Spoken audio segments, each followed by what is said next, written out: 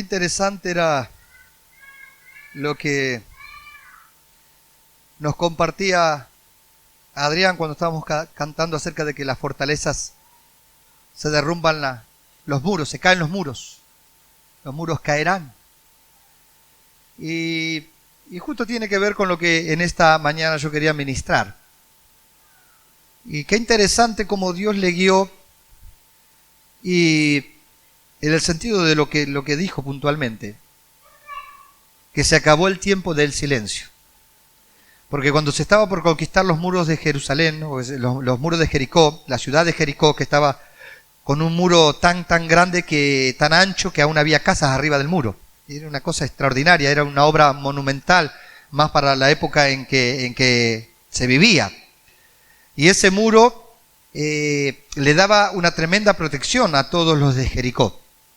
A tal punto que había subido la soberbia de su corazón y decía: a nosotros nadie nos puede tocar. Con nosotros nadie se puede meter. Porque ellos estaban capacitados, aún dentro de los muros, para vivir meses, porque tenían provisiones para tirar para arriba. Entonces, por más que viniera el enemigo a veces, ellos sin hacer nada, los enemigos trataban de venir a conquistarlo y no podían, porque tenían unas puertas que eran seguras. Y pasaba el tiempo y le comenzaban a faltar las provisiones a los enemigos y se tenían que retirar. Y ellos ni siquiera tiraron un clavo, porque estaban tan seguros, tan amurallados, y tenían tanta mercadería dentro que podían estar meses sin buscar mercadería de afuera. Y los otros no podían ser abastecidos tanto tiempo y se tenían que retirar. Y ellos tenían a veces la victoria sin pelear, cuando los enemigos lo querían tomar. Y de pronto Dios determinó dar esa tierra y dar todo ese lugar a su pueblo. Y es como que Dios primero fue por lo más difícil aparentemente. Y le dio una orden a todo el pueblo de Israel para poder conquistar esa ciudad de Jericó que estaba con esos muros. Y esa orden era que debían dar 7 vueltas alrededor de los muros, alrededor de la ciudad, por afuera. Pero lo raro es que dijo: no hablen, en silencio, no podían hablar. Esa era la orden de tener que dar. El primer día daba una vuelta y así hasta el 6º día, una vuelta por día, pero tenía que ser en silencio. Y el último día, Dios le dice: tenés que dar hoy 7 vueltas a la ciudad. Y cuando llegó la última vuelta, le dice: ahora sí hablen, ahora sí griten. Ya está todo determinado, llegó el tiempo. Ellos, los de Israel, no entendían todavía lo que iba a pasar. No lo entendían, pero obedecían. Ellos obedecieron sin entender, porque era imposible, mirándolo humanamente y con la razón, de que por el simple hecho de dar unas vueltas, ellos iban a conquistar la ciudad, siendo que vinieron ejércitos que trataron de tomarla y no podían, que vinieron con sus armamentos, con sus caballos, con todos sus carros, con todas sus cosas, y no lo pudieron tomar. Y ellos, imagínate, dando vueltas así, era como que en cierta manera no tenía sentido lo que estaban haciendo. Y Dios le dice en la última: bueno, ahora griten, levanten la voz. Se acabó el tiempo del silencio, y cuando ellos gritaron, los muros se vinieron abajo. Se vinieron abajo. Y ahí entró todo el pueblo y conquistó la ciudad que parecía que no se podía conquistar. Una ciudad que ellos creían: a nosotros nadie nos va a tocar. Con nosotros nadie se puede meter. Pero cuando llegó el tiempo de Dios, Dios obró un milagro para que esos muros se derrumbaran y se vinieran abajo. Y este es el tiempo nuestro como iglesia, en que estuvimos en silencio mucho tiempo. Llegó el tiempo de levantar la voz. Llegó el tiempo de hacer oír nuestra voz para comunicar que el reino de las tinieblas se derriba y que se levanta el reino de Dios. Es el tiempo de levantarnos nosotros y de levantar nuestra voz para anunciar que hay salvación en Jesucristo. Es el tiempo en que nosotros tenemos que levantar nuestra voz para poder decir que en Cristo está la solución para cada vida. No podemos ya seguir en silencio. Se terminaron los días del silencio para nosotros como iglesia. Se terminó el tiempo del silencio. Ha llegado el tiempo de levantar nuestra voz como una voz profética a nuestra ciudad, porque Dios ha determinado conquistar esta ciudad, pero no la va a conquistar para mal. Él va a echar fuera el mal, pero la gente va a ser conquistada para su reino. Aleluya. Vamos a poner allí en la pantalla, si se puede, Romanos capítulo 8. Aleluya.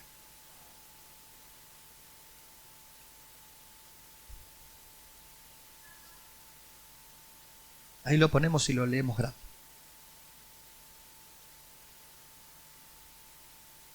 Vamos a leer desde el versículo 10.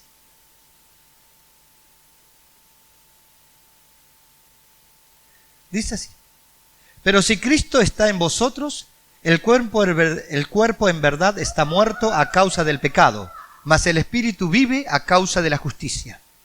¿Seguimos? Y si el espíritu de aquel que levantó de los muertos a Jesús mora en vosotros, el que levantó de los muertos a Cristo Jesús vivificará también vuestros cuerpos mortales por su espíritu que mora en vosotros. Así que, hermanos, deudores somos, no a la carne, para que vivamos conforme a la carne. Porque si vivís conforme a la carne, moriréis. Mas si por el Espíritu hacéis morir las obras de la carne, viviréis. Porque todos los que son guiados por el Espíritu de Dios, estos son hijos de Dios. Pues no habéis recibido el espíritu de esclavitud para estar otra vez en temor, sino que habéis recibido el espíritu de adopción, por el cual clamamos, Abba Padre. El Espíritu mismo da testimonio a nuestro espíritu de que somos hijos de Dios. Y si hijos, también herederos, herederos de Dios y coherederos con Cristo, si es que padecemos juntamente con Él, para que juntamente con Él seamos glorificados. Pues tengo por cierto que las aflicciones del tiempo presente no son comparables con la gloria venidera que en nosotros ha de manifestarse. Porque el anhelo ardiente de la creación es el aguardar la manifestación de los hijos de Dios. Porque la creación fue sujeta a vanidad, no por su propia voluntad, sino por causa del que la sujetó en esperanza. Porque también la creación misma será libertada de la esclavitud de la corrupción a la libertad gloriosa de los hijos de Dios. Poneme el versículo 19 de vuelta ahí, por favor. Porque el anhelo ardiente de la creación es aguardar la manifestación de los hijos de Dios.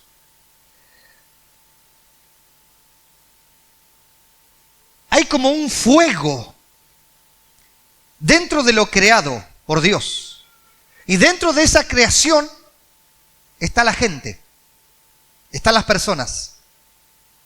Y dice que hay un anhelo ardiente, hay como un fuego en su interior que está esperando la manifestación de los hijos de Dios. Y a veces nosotros no nos damos cuenta. Más adelante dice aún, la creación gime y está con dolores de parto. En este mismo pasaje. Hay un dolor, hay una desesperación, hay un quebranto en la gente, en la creación. Hay un dolor que está pasando. Y nosotros vemos nuestra nación y naciones en Sudamérica que la están pasando mal, que están gimiendo. Pero miremos un poquito más de cerca. Nuestros vecinos, familiares nuestros, gente que está mal, que vos la escuchás y es todo el día queja y no hay esperanza y parece que ya no hay salida, que no saben qué hacer. Y es tu vecino, y es tu familiar, y es tu compañero. Y ellos están esperando y nosotros no nos damos cuenta la manifestación. El que nosotros nos demos a conocer como hijos de Dios con una palabra de esperanza para quitar el dolor, para quitar el gemido, para quitar la aflicción. Porque en Cristo somos liberados de todas estas cosas. O nosotros no hemos sido liberados del dolor, de estar gimiendo. por causa de que Cristo ya está en nuestra vida.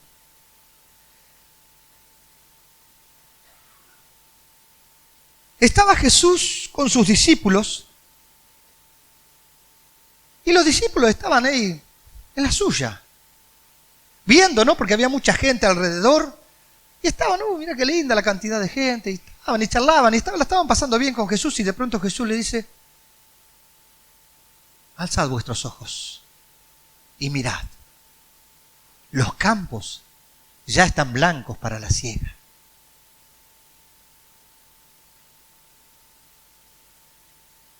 En otras palabras, Jesús le está diciendo: ellos ya están preparados para que le hablen. ¿Y ustedes? Están charlando entre ustedes, está todo lindo, y no se dan cuenta que la creación está aguardando que te manifiestes. Ya están listos para la salvación. Eso es lo que quiere decir el pasaje allí en San Juan. Los campos están blancos para la siega, quiere decir que la gente está lista para ser salva. Ese es el significado. ¿Y qué estamos haciendo nosotros? Los campos están blancos y solo un necio no levanta la cosecha. Solo un perezoso no levanta la cosecha. Y acá nosotros no somos ni necios ni perezosos. Gente, las personas te están esperando para que le des una palabra de vida, para que le des una palabra de esperanza de parte del cielo, para que le comuniques la buena noticia que en Cristo se pueden todas las cosas.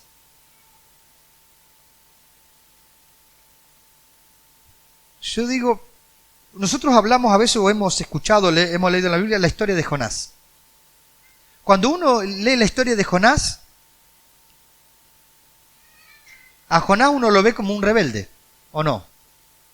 Porque Dios le dijo: anda para acá, y Dios le dijo: anda a Nínive, y él se fue para Tarsis, ¿no? Una dirección totalmente contraria. Andá y hablale y decile a todo el pueblo de Nínive, que también era un pueblo muy grande. Se calcula que había alrededor de 120.000 personas en ese entonces, en ese pueblo. Y Dios le dice: andá y decile que yo voy a traer un juicio sobre ellos. Los voy a liquidar. Y Nínive, en vez de, Jonás, en vez de ir o querer ir y dar ese mensaje, dice que desobedeció porque sabía que si ellos se arrepentían, Dios lo iba a perdonar. Y Jonás no los quería a los ninivitas, porque le habían hecho mucho daño al pueblo de Israel. Entonces él no los quería. Él quería el juicio. Entonces, si nadie le decía que iba a haber un juicio, iba a venir el juicio y le iba a ser liquidado. Pero si alguien le decía, estaba la posibilidad de que las cosas cambiaran. Entonces, Jonás, teniendo una palabra de Dios, decidió callarse y no hablar lo que tenía que hablar, y se encaminó hacia otro lugar.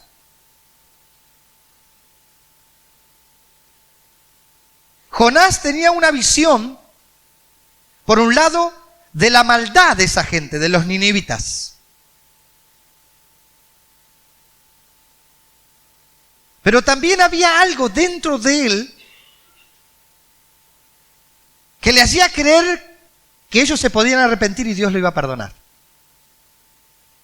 Pero era más fuerte en él el hecho de querer huir y callar su voz para que Dios no provocara el arrepentimiento y como consecuencia de eso la salvación. Y se fue.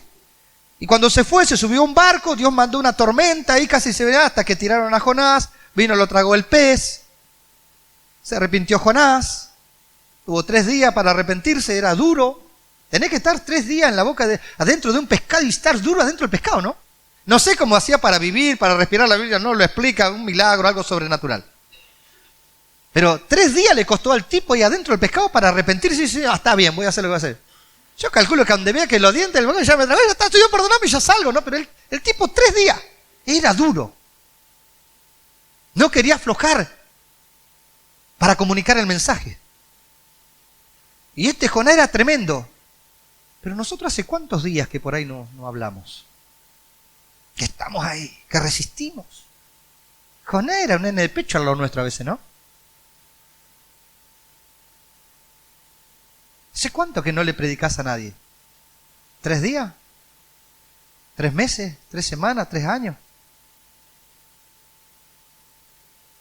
Es el tiempo. Es el tiempo. ¿Cuánto más vas a esperar? Y Jonás fue tratado por Dios.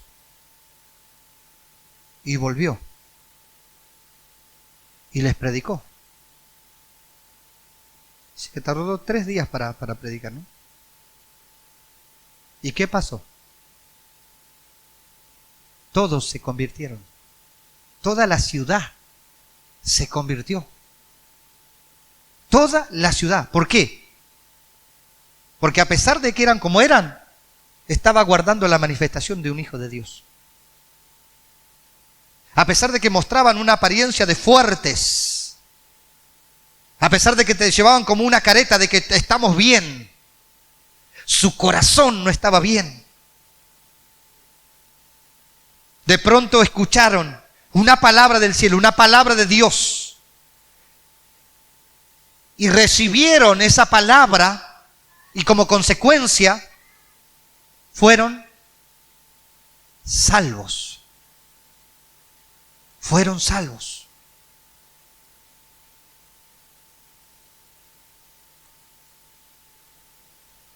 Fueron salvos. Jesús agarró sus discípulos, agarró 70 discípulos. Bueno, solamente tenía los 12, tenía también 70 después. Y dice que los envió de 2 en 2 a sanar enfermos, a echar fuera demonios, a predicar el evangelio. Y esta vez les tocaba salir solos a ellos, pues ya Jesús no fue con cada uno de ellos. No se podía repartir en 70 Jesús. Así que los envió solos, de 2 en 2. Y ellos salen y hacen, entran en las ciudades, en las aldeas, en los lugares, a las casas, y comenzaban a predicar, a sanar a los enfermos, a echar fuera a los demonios, a predicar el evangelio. Y la gente se sanaba, eran libres y recibían la salvación. Hicieron ese trabajo y dice que ellos vuelven hasta donde estaba Jesús, y dice que ellos volvieron y se regocijaban y se alegraban, aun porque los demonios se le habían sujetado. Yo digo, yo no sé si ellos fueron con tanta expectativa. Porque no dice que fueron con regocijo, sino que volvieron con regocijo. ¿Ellos qué hicieron? Simplemente de entrada obedecieron. Está bien, el maestro nos está enseñando esto y lo hemos visto, lo hemos escuchado, ya tenemos la teoría, ahora Jesús quiere que vayamos a la práctica. Porque hasta ese momento usted no va a encontrar en la Escritura que ellos echaran fuera demonios, o ellos sanaran a los enfermos, o ellos predicaran el Evangelio. Hasta ese momento lo hacía Jesús, mostrándoles cómo se debía hacer durante mucho tiempo. Y nosotros ya hace mucho tiempo. Y de ahí le dijo, bueno, se terminó la escuela bíblica. Se terminó el hecho de que ustedes vean lo que yo hago. Hasta acá les he hablado, hasta acá les he enseñado, hasta aquí hice que sus ojos vieran todo lo que yo he hecho. A partir de ahora, ustedes lo van a hacer. Y ahí los envió a sanar, a echar fuera a los demonios y a predicar el Evangelio. Y ellos lo hicieron por obediencia, era su maestro, reconocía la autoridad, lo vamos a hacer, salieron de 2 en 2. Y cuando volvieron, porque obedecieron a Jesús, predicaron el Evangelio y vieron los resultados, se llenó el corazón de alegría.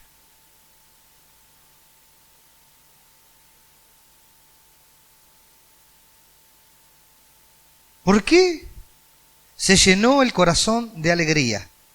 Porque la alegría en una forma, o en el lugar donde más se ve la alegría son en las fiestas. Por eso que cuando un pecador se arrepiente, hay fiesta en los cielos.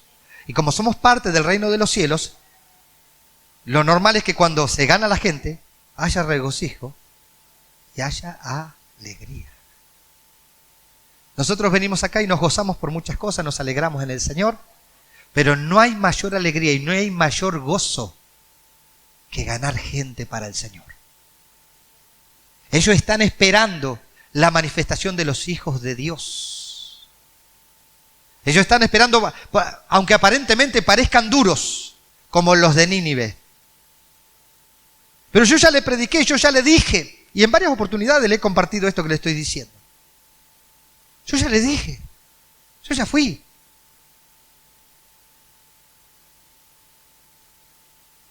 Pero este es el tiempo.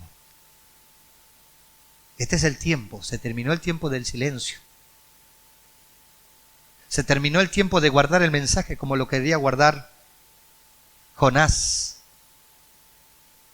Se terminó el tiempo en donde no se veían los campos blancos. Se terminó el tiempo en donde no veíamos que la gente nos está esperando para escucharnos lo que tenemos que decir de parte de Dios. Se terminó ese tiempo, entramos en el tiempo de los discípulos, en donde salimos y vemos el respaldo de Dios y vamos a ver los frutos. Y en cada culto aquí, por causa de los frutos, va a haber una fiesta espiritual tan grande, tan maravillosa, tan especial, que nos va a motivar a volver a salir para ganar a otras personas para el Señor. Es tiempo, es tiempo, es tiempo, es tiempo, es tiempo, es tiempo para nosotros. Espíritu Santo, hacenos entender el tiempo que estamos viviendo. Abrir nuestros ojos para ver los campos blancos. Abrir nuestro corazón para poder entender que hay gente que nos está esperando. Abrir nuestro corazón y nuestro entendimiento para no retener ni guardar la palabra de vida que has puesto dentro nuestro. Aleluya. Aleluya. Aleluya. Aleluya. Iguazú, prepárate. Hay un nuevo tiempo de parte de Dios para ti. Es el tiempo de levantar la voz. Se acabó el tiempo del silencio. Y así como Dios respaldó a los discípulos al salir a predicar, al salir a echar fuera a los demonios, a sanar a la gente, así Dios va a comenzar a respaldar tu vida. Amado pastor, amada congregación, yo te bendigo en el nombre del Señor y declaro que la gente de tu iglesia, pastor, vendrá con regocijo a ver los frutos por la obediencia a Jesús de compartir el Evangelio. Tu iglesia crecerá, avanzará, se derrumban tus muros, se derrumban tus limitaciones. Es tiempo de conquista para ti en el nombre de Jesús. Aleluya. Aleluya. Aleluya.